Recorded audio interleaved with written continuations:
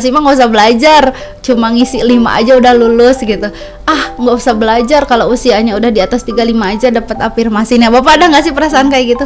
Akhirnya karena ada lowongan P3K, saya bilang saya mesti punya kepastian, ada pegangan untuk ngajar gitu. Karena saya masih merasa mampu untuk ngajar, masih punya kesehatan untuk mengajar, maka saya pikir kalau seandainya saya setahun lagi dikontrak di kanan, mungkin saya udah putus, nggak mungkin bisa ikut ngajar lagi gitu. Harus jadi catatan kita semua bahwa ketika kita tidak mampu memberikan apapun segalanya, tapi kita punya ilmu, itu yang sangat berharga. Satu-satunya tempat yang buat saya ngajar kembali ya di P3K ini ya. Jadi dengan diterimanya di SMA 1 Cilaku, ya saya bersyukur bahwa saya masih bisa menyumbangkan ilmu, seenggaknya apa yang saya punya masih bisa diterima anak-anak. Assalamualaikum warahmatullahi wabarakatuh. Sampurasun, bertemu lagi bersama saya di podcast Cadisdik 6, media informasi dan edukasi.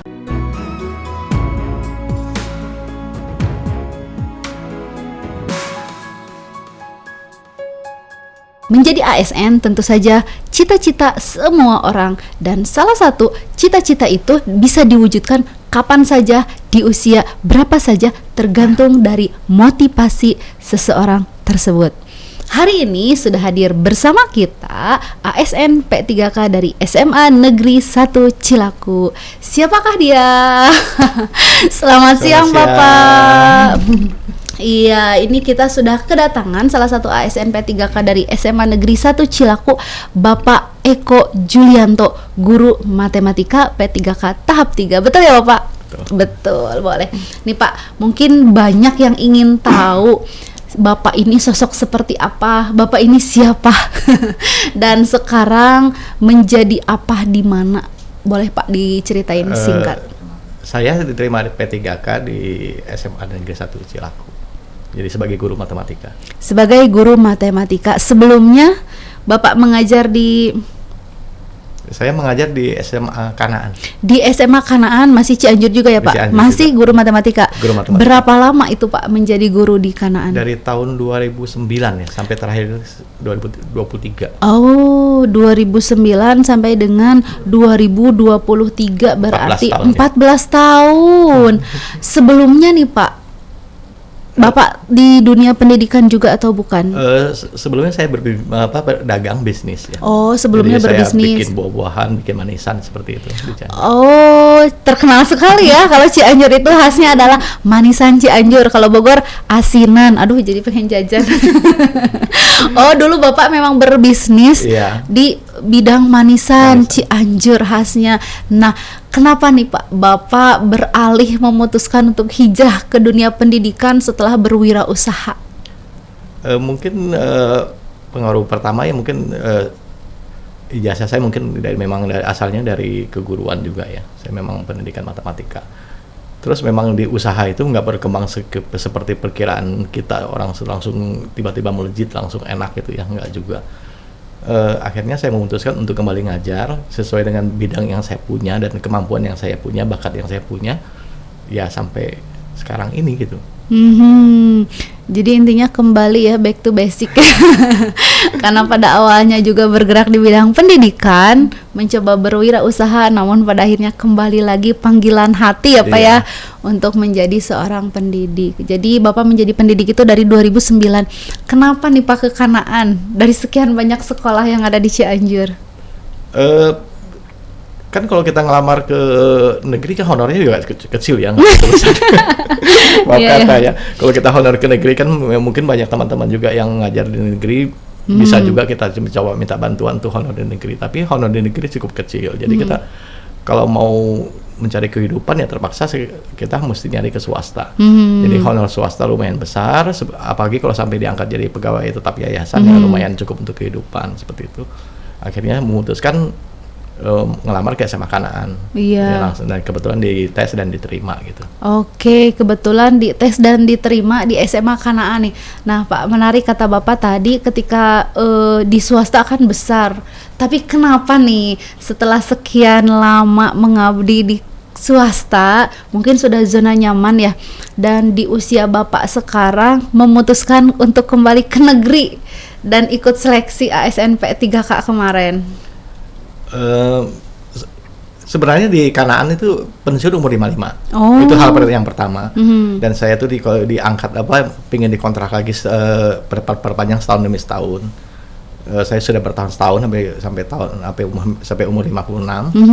Akhirnya karena ada lowongan P3K, saya bilang saya mesti punya kepastian, ada pegangan untuk ngajar gitu. Karena saya masih merasa mampu untuk ngajar, masih punya kesehatan untuk mengajar, maka saya pikir kalau seandainya saya setahun lagi dikontrak di Kanaan, mungkin saya udah putus, nggak mungkin bisa ikut ngajar lagi gitu. Makanya saya masih pingin ngajar, dan satu-satunya tempat yang buat saya ngajar kembali ya di P3K ini ya. Jadi dengan diterimanya di SMA 1 Cilaku, ya saya bersyukur bahwa saya masih bisa menyumbangkan ilmu. Seenggaknya apa yang saya punya masih bisa diterima anak-anak. Luar biasa. Keputusan yang sangat luar biasa ya, dari berwirausaha kembali menjadi pendidik dan sekarang memutuskan untuk mengabdi ke pemerintah. Iya.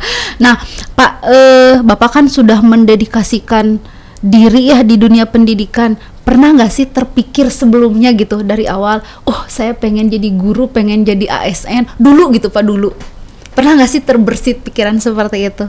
Kalau untuk jadi ASN mungkin tidak ya. Sama sekali tidak? Ya, tapi kalau untuk jadi guru memang karena basic saya senang matematika. Dan mungkin ya karena senang matematikanya itu ya akhirnya menjadi suatu, dikatakan inilah panggilan untuk apa yang kita punya kita coba kasih ke orang lain, seperti itu. Salah satu caranya jadi guru ini gitu loh. Iya, jadi tidak pernah terpikir sebelumnya, tapi memang jiwanya ingin mendidik anak-anak ya dengan ilmu yang kita punya. Ini nih harus jadi catatan kita semua, bahwa ketika kita tidak mampu memberikan apapun segalanya, tapi kita punya ilmu itu yang sangat berharga untuk diberikan kepada anak-anak penerus harapan bangsa. Nah Pak, lalu perasaannya seperti apa nih Pak ketika Bapak ikut seleksi dan ternyata di P3K itu tidak dibatasi ya Pak? Kan kalau ASN itu, PNS itu mohon maaf dibatasi usia 35 maksimal ikut seleksi, dan Bapak diberikan kemudahan dengan afirmasi usia. Mohon maaf, Bapak sudah sertifikasi sebelumnya? Sudah sertifikasi. Gimana nih Pak perasaannya diberikan kesempatan oleh pemerintah untuk mengabdi? Suatu hal yang kita syukuri ya. Dengan umur segini, saya waktu mau ngelamar coba jadi pegawai negeri, umur saya udah di atas 40, udah nggak mungkin ya waktu itu. Kemudian ada suatu ketentuan bahwa bisa ikut P3K dengan batas usia 59 tahun. Iya, betul. Berarti suatu keuntungan bagi saya masih bisa berkarya di situ gitu. Iya. Jadi suatu kesempatan yang dapat saya manfaatkan dengan baik. Mudah-mudahan bisa berguna buat ke depan gitu. Dan ternyata lulus ya Pak. Berkah sekali itu ya Pak, luar biasa nih Pak. Boleh diceritain lagi nggak lebih dalam lagi gitu usia Bapak yang mendekati pensiun? Mohon maaf, sekarang Bapak usia 56, berarti masih ada kesempatan 4 tahun untuk mengabdi ya Pak. Kok masih semangat gitu untuk mengikuti P3K itu? Motivasi terbesarnya selain untuk mendidik itu apa sih Pak? Ya pasti keluarga ya. Keluarga. Ya, saya masih punya tanggung jawab terhadap keluarga. Saya mesti bekerja, katakanlah punya penghasilan yang tetap. Itu yang pertama. Kedua ya, saya merasa bahwa saya masih punya kemampuan untuk ngajar, seperti tadi saya bilang, bahwa saya masih punya yang saya sumbangkan. Mudah-mudahan bisa diterima dengan baik oleh anak-anak yang saya didik gitu loh. Semoga dapat ya ikut mencerdaskan bangsa lah, katakan seperti itu.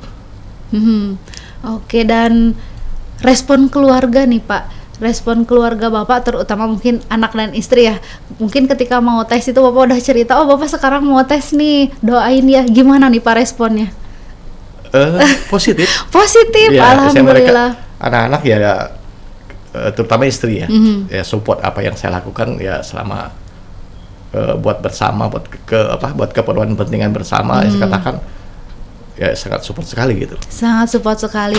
Nih Pak, kan banyak nih ya rekan-rekan yang seusia saya juga yang memang kalau sudah berada di zona nyaman di sekolah-sekolah swasta, mereka tuh enggan untuk bersusah payah gitu untuk ikut seleksi, untuk memenuhi administrasi dan untuk persiapan lain sebagainya. Nah, apa nih strategi yang Bapak lakukan selain dari afirmasi dan sertifikasi tadi supaya bisa lolos di tes P3K itu sendiri? Tentu kita ya belajar. Bapak juga masih belajar ya? Masih belajar. Kirain datang udah pede. Kita nggak mungkin percaya diri bahwa datang langsung pasti bisa. Iya, mungkin, iya. kan. Dengan afirmasi dan sertifikasi Iya, sekalipun. Iya, kan kita masih ada 2 jenis lagi yang Iya. itu mesti kita pelajari ya. Iya. Yaitu apa manajemen dan struktural budaya Iya. itu mesti dipelajari, kemudian apa satu lagi itu wawancara nggak salah ya. Jadi itu mesti kita kuasai. Kalau nggak itu nggak lulus juga nggak lulus kan cuma.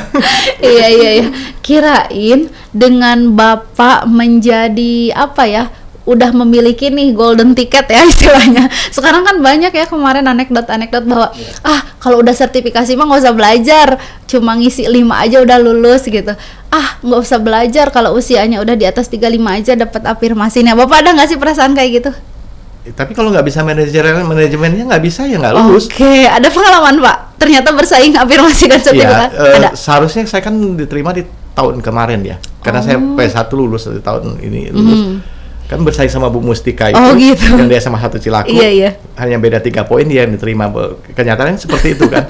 Iya. Makanya ya kita harus persiapkan diri lebih bagus lagi agar nggak tersalib seperti itu gitu. Oh iya ya, berarti ini pelajaran berharga nih untuk orang-orang, untuk para peserta kandidat calon. Sekarang kan dibuka lagi nih P3K. Jadi jangan berbangga diri ketika kita sudah punya afirmasi usia dan juga sudah punya sertifikasi. Ternyata persaingan masih ada. Bapak sama Bu Mustika tidak punya afirmasi usia ya? Dia juga sama sertifikasi ya. Iya, tapi hanya bersaing sertifikasi ketika beda poin tetap di sana menentukan. Jadi jangan ada istilah golden ticket ya, tetap berusaha betul ya Pak. Bapak aja udah persiapan, masa kita enggak? Oke, nih Pak, tadi Bapak jurusan matematika ya. Boleh tahu nggak Pak dari mana? Saya kuliah di STKIP Siliwangi, Bandung. Oh, lulusan dari Bandung ya, dari STKIP Siliwangi, matematika. Wah Pak, satu paling sulit kalau matematika. Satu paling suka kalau ngitung duit. Kalau ngitung matematika, oh ya udah deh pakai minta temen gitu. Nah,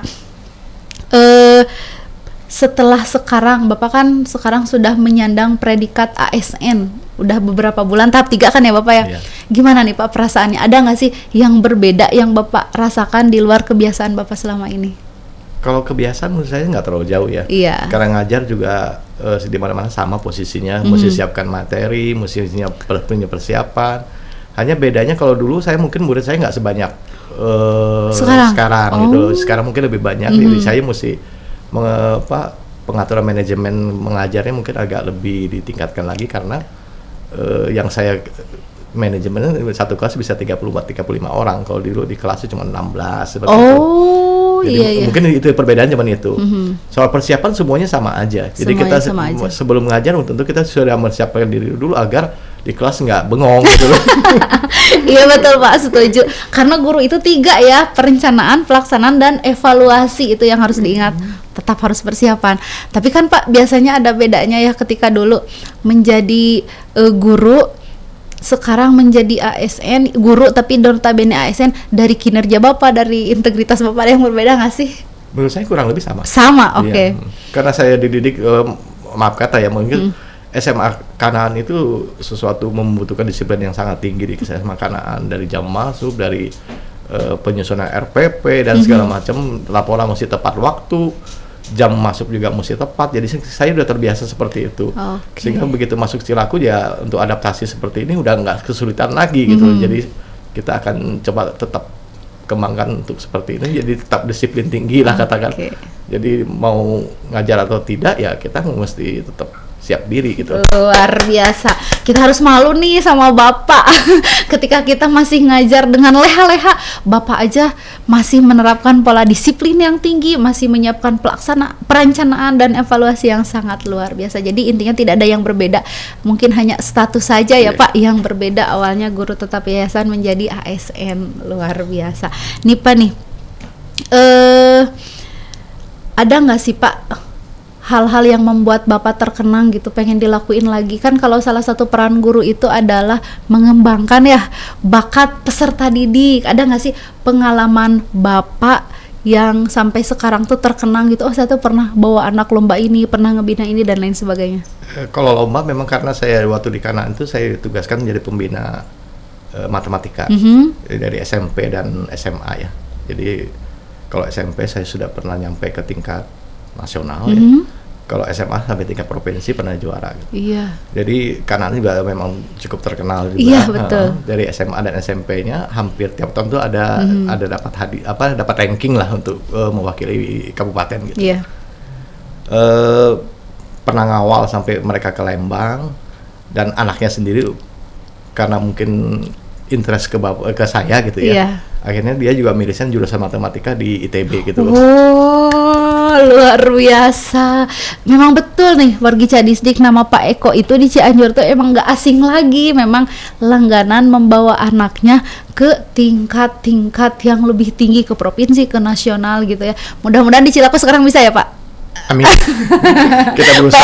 Iya. Kita berusaha, mudah-mudahan di Cilaku juga. Saya juga baru 3-4 kali lah ngelatih anak-anak. Oh, sekarang Bapak udah diminta ngebina. Mulai itu ngebina olimpiade sana. Mudah-mudahan tembus ya Pak. Dengan anak-anak antusias mereka, dengan ini soal kemampuan kita asal lah. Betul. Yang penting mereka punya antusias dan kemauan. Iya betul, luar biasa. Bismillah Pak, tapi boleh ya dicatat. Pak Eko mau ngebina. Nah gini, untuk perbedaan nih Pak, pasti ada dong perbedaan siswa di negeri sama swasta. Apa sih yang paling beda, yang menurut Bapak kok beda banget gitu di negeri sama swasta? Dari segi bina olimpiadanya atau segi ini ya? Semuanya. Oke. Berbagai aspek boleh. Kalau dari segi pembelajaran sih kurang lebih hampir sama ya. Sama ya. Di Kanan juga ada siswa yang mungkin nggak peduli, ada Iya. siswa yang interest gitu Iya. aja. Itu hampir sama sih. Ya gimana kita memanajemen kelas aja supaya semuanya tertarik sama kita gitu. Kalau untuk masalah pembinaan olimpiade, mungkin perbedaannya sebenarnya kalau di SMA Cilaku itu, SMA 1 Cilaku itu kan heterogen ya. 5 siswanya mungkin mereka datangnya dari mana aja, sehingga pensaringan juga berdasarkan zonasi kan ya. Jadi kita nggak tahu kemampuan mereka sampai gimana bentuknya. Kalau di SMA Kanaan kebanyakan sumbernya kan mereka dari SMP Kanaan. Oh iya. Ya, jadi mereka itu dari SMP udah kita pantau, bahkan dari SD udah kita pantau gitu loh. Oh iya. Jadi kontinu ya. Ya, jadi suatu pembimbingan yang sangat kontinu, sehingga kadang-kadang SMA cuma menerima hasil gitu. Oh, wah, kayaknya nggak deh. Iya betul Pak. Jadi memang udah dipersiapkan dari awal gitu ya, dibinanya dari SD, SMP, SMA tuh ya udahlah tinggal moles, emang udah terbentuk dengan baik seperti itu ya Pak ya. Berarti PR-nya besar ya Bapak sekarang. Iya, PR-nya besar. Menyandang nama besar, menyandang track record yang luar biasa. Cilaku nagih nih Pak. Bisa yuk, bisa. Nah Pak, kan Bapak tadi udah di ASN, terus memang interestnya di KSN udah sampai ke nasional. Ada nggak Pak hal lain yang pernah Bapak ikuti dan menurut Bapak itu membanggakan gitu? Secara untuk pribadi saya ya? Pribadi Bapak. Saya mah senang sport. Sport, oke. Bidang? Saya segala bidang saya suka. Wah, saya paling nggak suka Pak. Zaman SMP saya pernah jadi pemain bulu tangkis. Bulu tangkis. Terus pernah juga jadi pemain sepak bola junior Indonesia Muda. Tapi olahraga itu kan nggak ada batas usia ya. Iya betul. Jadi kita sampai umur 30-40 kita udah nggak aktif lagi. Tapi satu-satunya olahraga yang masih saya aktif adalah bridge. Bridge. Pak, bridge itu kan mungkin asing ya di telinga kita, termasuk saya juga nih, agak asing gitu.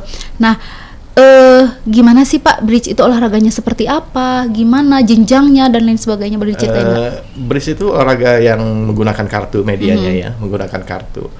Suatu olahraga yang menggunakan hitung-hitungan dan perkiraan. Pantas. Jadi kita memperkirakan terus menghitung ya, hitungan, terus daya ingat juga diperlukan. Sebenarnya olahraga itu di Indonesia cukup membanggakan ya. Indonesia juga termasuk sesuatu yang terbaik di Asia. Di bidang olahraga bridge itu. Bridge itu termasuk olahraga yang Indonesia termasuk membanggakan lah. Di Indonesia termasuk ada cukup disegani untuk di kawasan Asia gitu. Iya. Saya berkecimpung itu dari zaman saya kuliah tahun 86 ya. Udah di olahraga itu. Bridge itu. Pernah ikut lomba apa aja Pak? Kalau tingkat aktif apa lomba justru saya di Cianjur. Di Cianjur. Sejak di Cianjur saya aktif lomba mewakili Cianjur. Pernah ikut Porda dari tahun 2006, itu dapat medali perak dan perunggu di tim ya, perak dan perunggu. Terus Porda 2010 di Bandung itu saya dapat medali perunggu. Terakhir aja saya masih ikut di Porda yang tahun 2022 di Subang itu. 2022 masih ikut lomba luar biasa. Dapatkan medali perunggu di bergu dan perak perorangan. Wih. Tapi biasanya kalau misalkan olahraga yang memang asing di telinga tuh emang yang berbeda ya, bergengsi mungkin ya. Kan kalau misalkan sepak bola nih, punten-punten ya, tiap Agustusan pasti ada orang teh nggak asing, ada tarkamnya, ada nasionalnya, ada Piala Dunianya. Kalau bridge memang asing gitu bagi kita semua, ternyata memang ada dan Indonesia membanggakan di tingkat Asia. Nah, kalau untuk ke nasionalnya sendiri, Bapak pernah ikut yang itu? Pernah ikut seleksi nasional aja. Oh, ikut jadi mewakili, mungkin dipilih dari Jawa Barat, kita pasangannya dipilih untuk ikut seleksi nasional sebagai pemain nasional. Cuman nggak sampai ke nggak sampai lolos ya, kita waktu itu lolos ke tahap kedua, ini kita gugur. Kalau kejuaraan nasional yang pernah diikuti ya sebenarnya banyak sih ya. Saya kan dari tahun 2000-an awal saya udah ikut mewakili Cianjur, jadi sering kemana-mana. Sering ikut ke kota-kota juga sering. Kalau untuk kelas nasional pernah sih, terakhir aja kita ikut waktu ini mewakili Bogor karena itu ikut tim Bogor. Piala Ganesha ya. Piala Ganesha itu sampai tim Thailand juga datang. Jadi udah bukan nasional lagi, udah internasional. Iya. Dan itu bisa tembus ke final. Cuma di finalnya urutan terakhir, urutan ke-8.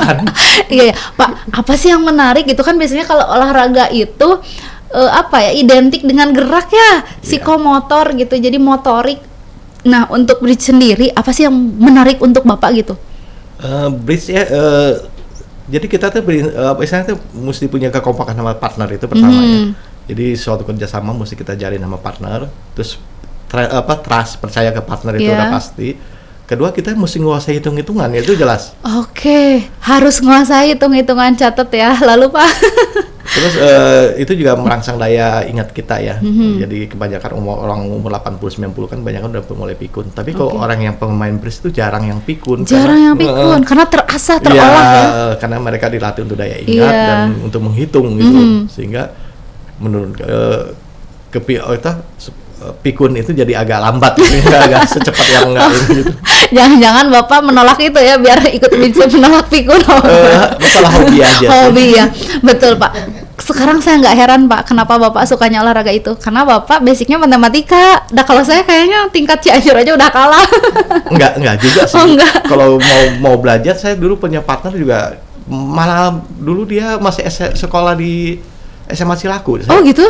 Waktu itu di kelas 2 SMA, partner pertama saya di Cianjur ya. Dia sering saya jemput untuk minta izin ke SMA Cilaku itu untuk pertandingan. Dan dia basicnya bukan matematika, dia malah guru olahraga sebenarnya. Luar biasa. Tapi nyambung lah sport ya, kan olahraga bridge. Berarti Bapak memang punya histori dari dulu dengan SMA 1 Cilaku ya? Pernah ke sana. Karena memang pernah berpartner dengan salah satu siswa di sana. Oke nih Pak, cita-cita apa nih Pak yang belum terwujud dan ingin segera diwujudkan oleh Bapak sebagai guru gitu? Jadi selama menjadi guru ada nih keinginan, harapan, cita-cita yang belum terwujud? Saya nggak punya cita-cita yang gimana ya. Yang penting saya ingin anak-anak saya tuh bisa. Setidaknya ada anak yang tertarik kepada matematika, kemudian mengembangkan diri di matematika sehingga menjadi suatu ilmuwan matematika. Itu ya keinginan saya seperti itu aja. Saya sih nggak punya cita-cita saya mesti gimana, enggak. Wah, Bapak luar biasa.